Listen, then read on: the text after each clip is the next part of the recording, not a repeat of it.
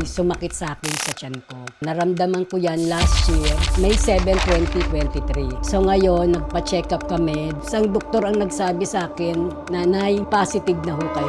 Nagdasal na talaga ako na malagpasan ko kung sakit ko. Sabi ng doktor ko, maganda ka ng 300,000. Ang sabi ng asawa ko, nag-usap-usap sila, ilalaban pa ba natin ang nanay niyo? Almost 1 million ang magagastos ko. Ngayon, ang sabi ng mga anak ko, ako po si Maria Cristina S. Garcia, 54 taon gulang. Kasalukuyang naninirahan dito sa Imus, Cavite ng almost 22 years. Ako po ay may hanap buhay na nagtitinda ng mga merienda dito sa amin sa loob ng subdivision. Hanggang sa may sumakit sa akin sa tiyan ko. Naramdaman ko yan last year, May 7, 2023. Grupo sa lifestyle kasi malakas po ako manigarilyo.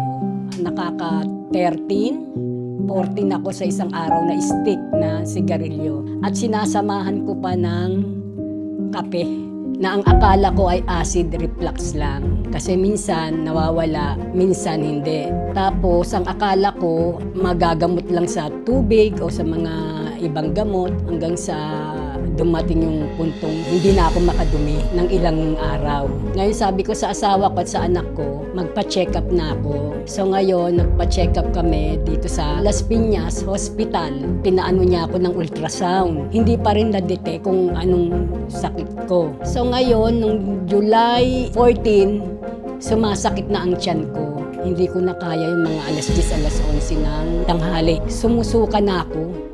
Yung pala ang sinusuka ko parang dumi na. Sa bibig ko na dumadaan.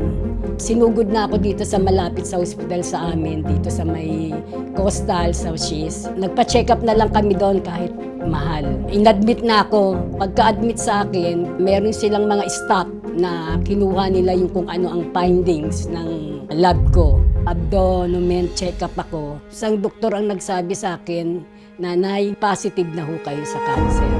Humagulgol, umiyak talaga. Halos hindi ko matanggap bakit ko ako nagkaganito. Tapos ang isip ko, paano na yung mga anak ko, tsaka asawa ko. Hanggang sa nagdasal na talaga ako na malagpasan ko itong sakit ko. Sabi ko, Lord, kung talagang oras ko na, kayo na po ang bahala. Pero huwag naman po sana kasi may mga anak pa ako na umaasa sa akin at higit sa lahat ang asawa ko talagang puyat at pagod talaga ang dinanas nila. Nung una, tinanong ko yung doktor ko, mga magkano po kaya ang magagastos ko? Sabi ng doktor ko, maganda ka ng 300,000. Kailangan ay maoperahan ka na. Ang sabi ng asawa ko, nag-usap-usap sila, ilalaban pa ba natin ang nanay niyo? Ngayon, ang sabi ng mga anak ko, hindi natin kakayanin kasi halos almost 1 million ang magagastos ko kasi talagang mahirap. Ngayon sabi ng asawa ko, mahirap ang walang ina. Kaya kung ako sa inyo, ilaban natin. Ang sabi ng mga anak ko, ibenta natin tong bahay para nang sa ganun, meron tayong magastos kasi napakahirap eh. Ang naging 6 na doktor sa SIS, sa Imus Hospital, 1, sa Las Piñas 2, sa PGH 2, halos ang daming hospital ang pinuntahan ko. Ngayon ang nangyari, ang sabi sa akin ng mga anak ko, sige pa, kahit anong mangyari, laban tayo. Hanggang sa July 17, birthday ng pangalawa kong anak, ibis nagse-celebrate kami, ibis nagsasaya kami, nasa hospital ako na nakikipaglaban sa sakit. Hanggang sa naging successful naman ang aking operasyon. After 1 week, sabi ko, Dok, magkikimo ba ako? Sabi ng doktor ko, yes, magkikimo ka.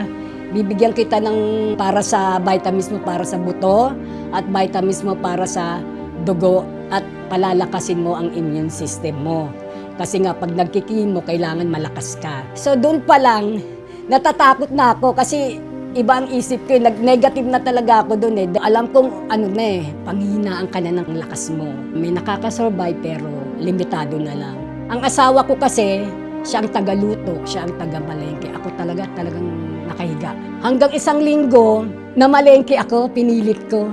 doon nga sa suki ko. Di nga yan sabi sa akin ng kaibigan ko na suki ko, Ti Christy, ano na nangyari sa'yo? Para ka namang ano na. Sabi niya, hindi sa pag-aano itry mo yung salveyo. Sabi niya, ikaw ang gagawin kong buhay na magpapakatotoo salveyo. Di nagdadalawang isip ako kasi nga, paano kung maubos? Sana naman nauutang. Ay wala naman akong ipambabayad na dahil nakasagla nga yung titulo namin sa ospital. Sabi niya, hindi, huwag mong problemahin. Basta uminom ka lang nitong salveyo. Kinabukasan, ininom ko siya pak. Siguro ganun lang sa cup. 3 ganon, scoop. Wala pang laman ang tiyan. Alas 4, alas 5, talagang inano ko. Tinimpla ko. Tinainom ko na, tagang bumubuhit. Tapos hindi ko pa sinusundan ng tubig kasi tinuruan na din ako. Siya na muna na natili sa ano ko. After 8 or 9, pwede na daw akong mag-almusal. Desididok talaga akong gumaling eh. Sabi niya, bago ka kumain, uminom ka uli ng salveyo. Gawin mo lang 3 sa umaga, 3 sa tanghali, 3 sa gabi. 3 buwan ko yun ininom. Trial pack, yung 80 grams. Hindi talaga ako makakilos. Nung ininom ko yun, para akong lumalakas. Hanggang sa sabi ng asawa ko, yes, sabi niya gano'n, nakakakilos ka na. Di, ayun, hindi ko sinasabi sa doktor ko. Naglabasan na ngayon yung ano ko, yung mga laboratory test ko, abdominal. Sabi sa akin sa PGH, wow, mami, sabi, bakit po ba? Tingnan nyo, wala, it's negative na. Pero itong doktor ko pa rin, hindi pa rin makontento. Ang ginawa, ang pinakamalupit na lab test sa akin ay yung endoscopy. Yung endoscopy na pala yun, doon na nakasalalay kung ikikimo ako o hindi. Kung ang dosage ko ay bababaan o itataas. Ngayon, sabi niya, pagka walang nakitaan na ano sa'yo at negative, ibig sabihin, nakaraos ka. Tinawag na ako, Mrs. Garcia, di lumapit ako. Good, sabi niya ganun. Tingnan mo, nakita niya yung bituka ko, linis-linis. Sabi ng doktora ko, wala ka ng kimong magaganap. Napakagaling, napakaganda. Ganyan kabuti ang Diyos. At alam kong wala akong ininom na iba kundi ang salveyo lang. Ang laking tuwa ko. Salamat sa 3 buwan na dire-diretso kong pag-inom ng salveyo. Hindi na ako magki-chemotherapy pa. Na 32K per month. Ang laking tulong mo para sa akin.